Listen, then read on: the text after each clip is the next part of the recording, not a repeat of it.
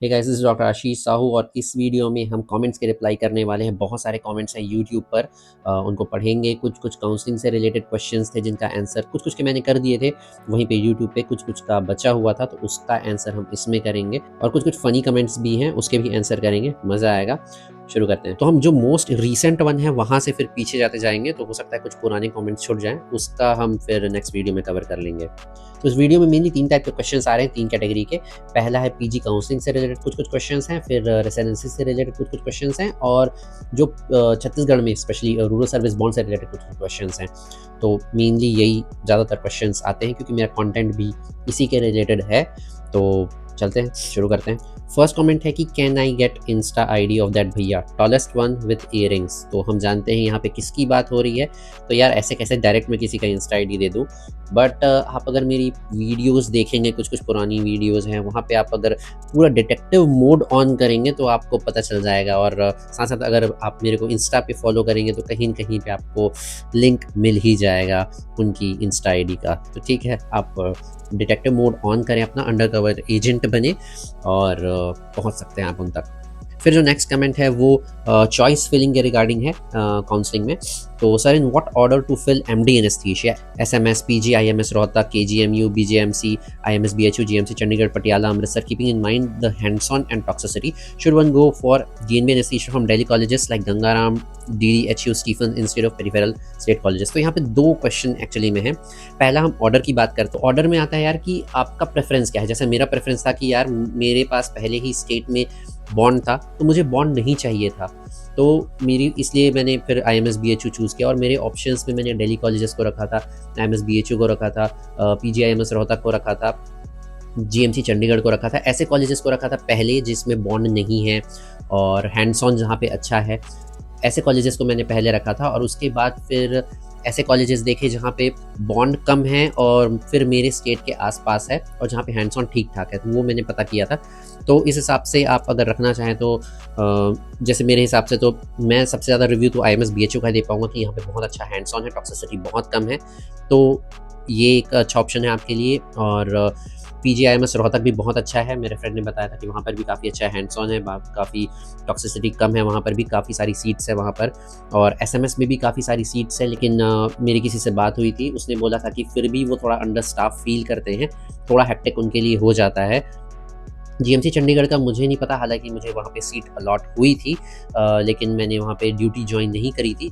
But मैंने बस ये उड़ती खबर सुनी थी कि थोड़ा सा हेक्टिक वहाँ पे हो सकता है करके। और फिर दूसरा यहाँ पे है कि should one go for DNB anaesthesia from Delhi colleges like Gangaram, ये सब instead of peripheral state colleges. तो हाँ, अगर आपका प्लान है कि आप क्रिटिकल केयर में नहीं जाना चाहते या किसी सुपर स्पेशलिटी में नहीं जाना चाहते, तो आपको ये जो 3 साल हैं एमडी एनेस्थीसिया के, उसमें ऐसे कॉलेजेस चूज़ करने चाहिए जिसमें अच्छा हैंड्स ऑन हो। और अगर आप जाना भी चाहते हैं सुपर स्पेशलिटी में, तो भी आपको ऐसे कॉलेजेस प्रेफर करने चाहिए जहाँ पर अच्छा हैंड्स ऑन हो। और इसके लिए आपको अच्छे कॉलेजेस देखने चाहिए रदर देन पेरिफेरी के स्टेट कॉलेजेस। पेरिफेरी के स्टेट कॉलेजेस में मुझे पता है, जैसे मेरे ही स्टेट में छत्तीसगढ़ में बहुत सारे कॉलेजेस में बहुत सारे बेसिक प्रोसीजर्स भी नहीं हो पाते हैं। केस लो बहुत ही जो कॉम्प्लिकेटेड केसेस होते हैं वो फिर हायर सेंटर में रेफ़र हो जाते हैं। तो हाँ, ऐसे इंस्टीट्यूट चूज़ करने चाहिए जहाँ पर हैंड्स ऑन अच्छा है। अब डीएनबी, एमडी ये कोई बड़ा क्वेश्चन नहीं है, आप डीएनबी आराम से चूज़ कर सकते हैं, ज़्यादा कोई अब डिफरेंस नहीं है। बहुत सारे जो टॉप रैंकर्स हैं वो डीएनबी चूज़ कर रहे हैं, एमडी छोड़ रहे हैं, तो ठीक है, आप DNB without any doubt choose कर सकते हो। फिर नेक्स्ट कमेंट है, please try to make this type of content, it's amazing, thank you so much. तो मेरी भी कोशिश रहती है कि इस टाइप का कंटेंट बनाऊं, बट ड्यूटी के टाइम पे कभी ध्यान नहीं जाता, इतनी भाग दौड़ रहती है कि वो मिस हो जाता है कि हाँ भाई ये पार्ट भी रिकॉर्ड करना है। तो वो जो बचे कुचे क्लिप्स रहते हैं उनको इस तरह से अरेंज करना पड़ता है और उसके पीछे थोड़ा सा कंटिन्यूसली एक स्टोरी लाइन बनानी पड़ती है। तो ठीक है, कभी कभी डिफ़िकल्ट हो जाता है, but I will try, thank you. फिर एक कमेंट है, मेरी जो हॉस्टल टूर हमने किया था PT Jain medical college Raipur का, उसमें कमेंट है कि our Chhattisgarh state most demanded medical college, और एक लाफिंग इमोजी है। तो वो इसलिए भी हो सकता है कि उस टाइम पे जब हमने ये वीडियो बनाया था, उस टाइम जो हमने हॉस्टल शो किया था, उस टाइम हॉस्टल की कंडीशन ख़राब थी।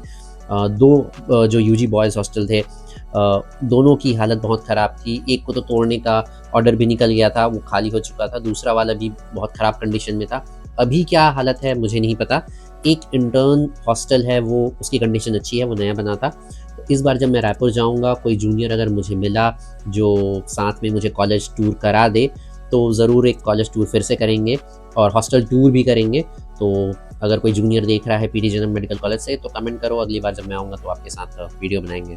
फिर एक कमेंट है, जनरल मेडिसिन वाली जो रेसिडेंसी मैंने यहाँ की IMS BHU की बनाई थी डॉक्टर प्रथम के साथ, उसमें कमेंट है कि one with radio JR1 please. Radio JR मेरे को टाइम नहीं दे रहे हैं, अदरवाइज बहुत पहले से प्लान कर रहा था उनके साथ, बट ज़्यादा बिजी हो जा रहे हैं, रेडियो लेके भी बिजी हो जा रहे हैं, तो ठीक है। फिर एक क्वेश्चन है कि sir please paediatric department female resident, ये मुझे समझ में नहीं आया कि मेल रेसिडेंट फीमेल रेसिडेंट से क्या रिलेशन है, क्योंकि मैंने पीडियाट्रिक डिपार्टमेंट का जो रेसिडेंसी वाली वीडियो है वो तो मैंने ऑब्वियसली बना ही दिया है, वो आप जाके देख सकते हैं, मेरे चैनल पे है, यहीं पे आपको आई बटन पे लिंक भी मिल जाएगा। फिर यहाँ पर एक क्वेश्चन है नीट PG काउंसलिंग का फिर से, sir in NEET PG counselling if internal quota seats are vacant, जैसे IMS BHU में इंटरनल कोटा की सीट्स होती है, 50% इंटरनल कोटा के लिए रिजर्व रहती है, 50% ऑल इंडिया में जाती है, it will be added to all India in which round, तो यूजुअली सेकेंड राउंड के बाद ये जो है अगर सीट्स फिल नहीं होती तो थर्ड राउंड में फिर वो ऑल इंडिया कोटा में ऐड हो जाती है। फिर एक क्वेश्चन है, भैया रूरल बॉन्ड में सैलरी कितनी मिलती है और एरिया सेलेक्ट कर सकते हैं क्या? तो जिस टाइम मैं था उस टाइम सैलरी मेरी 45,000 थी नॉर्मल एरिया का, और कुछ जो डिफ़िकल्ट एरिया होते थे वहाँ पे बेसिक सैलरी 55,000 थी, और फिर उसके बाद उनको CRMC मिलता था। डिफ़िकल्ट एरिया और फर्दर डिवाइडेड था कि लेस डिफ़िकल्ट है, मोर डिफ़िकल्ट है, मोस्ट डिफ़िकल्ट है, उस हिसाब से और फर्दर सैलरी ऐड होता था। और एरिया सेलेक्ट कर सकते हैं क्या? तो तो यूजुअली हमारे टाइम पे तो ऐसा हुआ था कि हमको रैंडमली सबको डिस्ट्रीब्यूट कर दिया था, बट हमारे बाद 17 या 18 बैच से फिर काउंसलिंग हुए थे कि जिसके अच्छे मार्क्स थे उनको चूज़ करने का ऑप्शन मिल रहा था, ऐसा मुझे याद आ रहा है, एक बार मुझे देखना पड़ेगा, फिर मैं आपको कंप्लीट जानकारी दूंगा। अगर आपको इस बारे में और जानकारी चाहिए तो आप कमेंट करना, फिर से जब मैं नेक्स्ट वीडियो बनाऊंगा तो उस टाइम मैं पूरी जानकारी के साथ आऊँगा। फिर किसी ने कमेंट किया, क्या JR को हॉस्टल में रहना कंपलसरी है? हालांकि मंटू ने इसका आंसर भी किया है, नहीं कंपलसरी नहीं है, आप बाहर रहना चाहें तो रह सकते हैं, कोई कंपलसरी नहीं है, आराम से रहिए।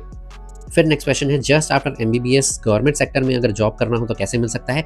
क्या वैकेंसी आने तक का वेट करना होगा? Please reply. तो हाँ, अगर परमानेंट जॉब चाहिए तो स्पेशली मेडिकल ऑफिसर का, तो उसके लिए जॉब्स निकलती है, जब वैकेंसी निकलेगी तभी आप भर सकते हैं, अदरवाइज NHM की बीच बीच में लिस्ट आती रहती है, वहाँ पर से आप ज्वाइन कर सकते हैं। वो परमानेंट जॉब नहीं रहेगा, लेकिन आप फिर भी ज्वाइन तो कर सकते हैं गवर्नमेंट सेक्टर में। फिर मेरी जो Sushrut PG boys hostel tour वाली वीडियो थी उसमें कमेंट किया है सर ने कि my room number was on ये 335 ऑन 5th फ्लोर, तो मेरा 6th फ्लोर पे है, सबसे टॉप फ्लोर पे सब पे नज़र रखता हूँ, ऊंचे लोग ऊंची पसंद, तो इसलिए मेरे को टॉप फ्लोर दिया गया है। फिर एक कमेंट है कि भैया please make videos interacting with IMS BHU MBBS student, बिल्कुल बहुत जल्दी इस पर हम लोग प्लान कर रहे हैं और बहुत जल्दी इस पर वीडियो आएगी।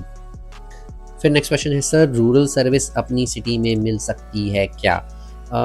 अगर आपकी किस्मत अच्छी रही तो मिल जाएगी, और जैसा मैंने बताया कि लास्ट ईयर मेरे ख्याल से इसके लिए काउंसलिंग हुई थी, तो काउंसलिंग में अगर आपके ओवरऑल मार्क्स देख के आपको ऑप्शन रूरल पोस्टिंग का ऑप्शन फिल करने का ये ऑप्शन मिला था आपको, तो अगर आपके अच्छे मार्क्स हैं तो हाँ, आपको अपनी नियर बाई सिटी तो मिल ही सकती है। फिर जो हमने पीडियाट्रिक रेसिडेंसी वाली वीडियो बनाई थी उसमें किसी ने कमेंट किया है, सर ऑर्थो वाली वीडियो प्लीज़। ऑर्थो वाली वीडियो बन सकती है थोड़े दिनों बाद, देखते हैं क्या होता है, अभी कुछ ऐसा इमीडिएट प्लान तो नहीं है। फिर नेक्स्ट क्वेश्चन है, is the PG hostel at walkable distance from hospital? तो अगर मैं बॉयज़ PG हॉस्टल की बात करूं तो ये ट्रॉमा सेंटर के कैंपस के अंदर है, तो यहाँ से अगर आपको सर सुंदरलाल हॉस्पिटल जाना है तो थोड़ा सा मेरे ख्याल से 1/2 किलोमीटर से थोड़ा ज़्यादा आपको पैदल जाना पड़ेगा, और जो गर्ल्स PG हॉस्टल है वो फिर सर सुंदरलाल हॉस्पिटल के बहुत पास में है, तो ठीक है, ज़्यादा डिस्टेंस नहीं है, आप वॉकेबल डिस्टेंस है, आप पैदल जा सकते हैं। फिर यहाँ पर जो ऑब्स गाइनी रेसिडेंसी वाली मैंने वीडियो बनाई थी शीतल के साथ, उसमें किसी ने कमेंट किया, she look toxic senior by face only, बातों से टॉक्सिसिटी प्रूव। तो यार आप अपना फेस नहीं दिखा रहे हो, अदरवाइज हम भी आपको इस तरह से जज कर लेते कि आप फेस से कैसे लगते हैं, और जब तक आप उनकी जगह पर नहीं हैं, आपने जो फेस किया है और आप जो काम करते हैं और आपको जो काम करवाना है, तब तक हमको किसी को इस तरह से जज नहीं करना चाहिए, क्योंकि ऑब्स गाइनी ऐसा डिपार्टमेंट है, ठीक है हम ऑब्स गाइनी वालों से बहुत परेशान रहते हैं कि केस लगा दो, बट एट द एंड वो अपना काम कर रहे हैं, और उनको भी प्रेग्नेंट लेडीज़ को हैंडल करना होता है, जो कि बहुत डिफ़िकल्ट काम होता है। उनको मदर को भी देखना है, बच्चे को भी देखना है, और उसके अटेंडर्स के साथ भी डील करना होता है। रेसिडेंट के साथ एक और बहुत बड़ी समस्या रहती है कि हमको सिर्फ पेशेंट्स नहीं देखने होते हैं, हमको स्पेशली गवर्नमेंट सेटअप में और भी बहुत सारी चीज़ें देखनी होती है कि भैया अगर हम किसी सिंपल सा एग्जांपल है, किसी का हमको ब्लड चाहिए, तो हमको फिर ऐसा हम सीधा-सीधा अटेंडर्स के हाथ नहीं छोड़ सकते कि आप ब्लड ले आइए करके, क्योंकि अटेंडर भी हॉस्पिटल पहली बार आए होते हैं बहुत सारे, उनको भी नहीं पता ब्लड बैंक कहाँ जाना है, क्या प्रोसीजर होता है। तो रेसिडेंट का आधा समय तो इसमें निकल जाता है कि भाई अटेंडर को वो समझाए प्रॉपर प्रोसीजर, पर्ची लिखे, ये करे, वो करे। तो भाई बहुत ही अलग टॉपिक है, इस पे हम एक डिफरेंट वीडियो बनाएँगे, रेसिडेंसी कैसी है उसके ऊपर। बट फिर भी बेकार कमेंट। फिर एक कमेंट आया था कि do you know about anaesthesia department in GMC Chandigarh? I have seen your earlier videos, you got all India में सेकंड राउंड में इन चंडीगढ़, है ना? तो यार मेरे को उतना आइडिया नहीं है, और कमेंट भी मैं बहुत लेट से पढ़ रहा हूँ, 1 महीने पहले का कमेंट है, बट मुझे उतना आइडिया नहीं है। वहाँ मैंने जॉइन नहीं किया था, सिर्फ एडमिशन लिया था, घर आ गया था। मुझे पता था मोस्ट प्रॉब्ली मुझे मेरा अपग्रेड हो जाएगा, तो फिर मैंने जॉइन नहीं किया था वहाँ पे। फिर एक कमेंट है कि सर मुझे अपना स्किज़ोफ्रेनिया का इलाज कराना है, तो कितना खर्चा आएगा बीएचयू में, बताएं प्लीज़ रिप्लाई। तो इसके ऊपर मैं डायरेक्ट कविन से बात करूँगा, और सीधे-सीधे एक रील और एक शॉर्ट अपने इंस्टाग्राम पर भी और यूट्यूब शॉर्ट्स में भी अपलोड कर दूँगा। अगर आपने मेरे को इंस्टाग्राम पे फॉलो नहीं किया तो आप कर सकते हैं, ये नीचे हैंडल आ रहा होगा, स्क्रीन पे शो हो रहा होगा। फिर एक क्वेश्चन है कि सर पीजीजेआर गर्ल्स का डबल ऑक्यूपेंसी रूम रहता है क्या सर? हाँ, फर्स्ट ईयर में उनको शेयरिंग में रूम मिलता है, 2 लोग एक रूम में रहते हैं, फिर जब वो सेकंड ईयर बनते हैं तो फिर उनको सिंगल रूम अलॉट हो जाता है। फिर एक क्वेश्चन है कि सर छत्तीसगढ़ में एमबीबीएस रूरल बॉन्ड के बाद परमानेंट जॉब मिलता है कि फिर से एग्ज़ाम देना पड़ता है? तो रूरल सर्विस के बॉन्ड ऑटोमेटिकली आपको परमानेंट जॉब नहीं मिलेगा, जब वैकेंसी निकलेगी तो हाँ, आपको एग्ज़ाम देना पड़ेगा। लास्ट टाइम 2-3 साल पहले जब परमानेंट जॉब निकला था, तो एग्ज़ाम हुआ था, फिर उसका इंटरव्यू हुआ था, उसके बाद आपको परमानेंट जॉब मिलता है, और जब वैकेंसी निकलेगी तभी मिलेगा, और अदरवाइज़ तब तक आप संविदा वगैरह में गवर्नमेंट सेक्टर में जॉइन कर सकते हैं। और भी बहुत सारे कमेंट्स हैं, लेकिन उसको हम अगली वीडियो में कवर करेंगे। और अगर आपको कुछ भी डाउट है, कुछ भी पूछना है, तो आप कमेंट करें, हम जल्दी ही उसके ऊपर वीडियो बनाएंगे और आंसर करेंगे। मिलते हैं अगली वीडियो में।